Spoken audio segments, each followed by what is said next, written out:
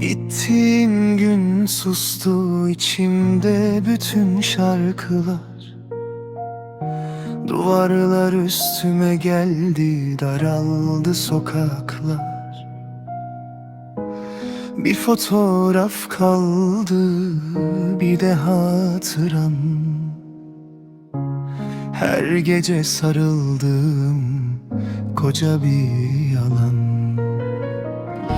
Ne gelen var ne giden, bu kalp sensiz viran. Adını sildim dedim, yine sana çıkan her liman. Unutmak dediler bana, ben daha çok yandım. Sen yokken bu şehirde ben kayboldum sandım. Senden sonra ne güldüm, ne sabahı gördüm. Aynalarda kendimi bin parçaya böldüm. Adını anınca içim paramparça. Senden sonra ben değilim artık başka. Senden sonra ne güldüm, ne sabahı gördüm. Aynalarda kendimi bin parçaya böldüm. Adını anınca içim paramparça. Senden sonra ben değilim artık başka.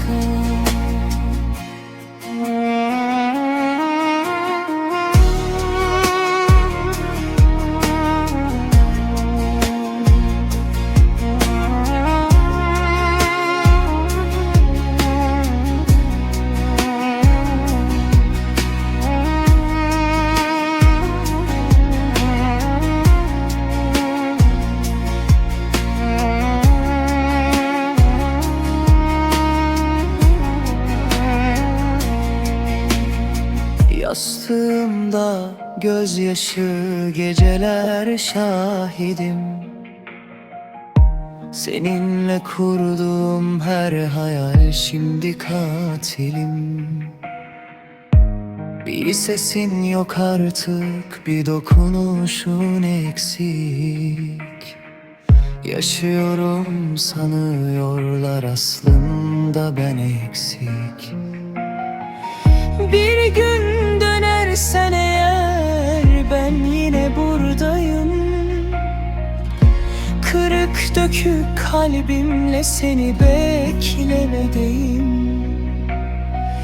Ama bil ki sevgilim, çok şey kaybettim. Senden sonra ben kendimi terk ettim.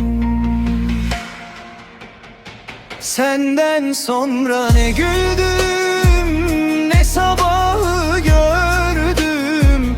Aynalarda kendimin bin parçaya böldüm. Adını anınca içim paramparça. Senden sonra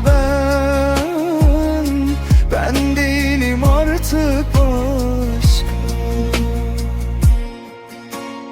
Senden sonra ne güldüm, ne sabahı gördüm. Aynalarda kendimi bin parçaya böldüm.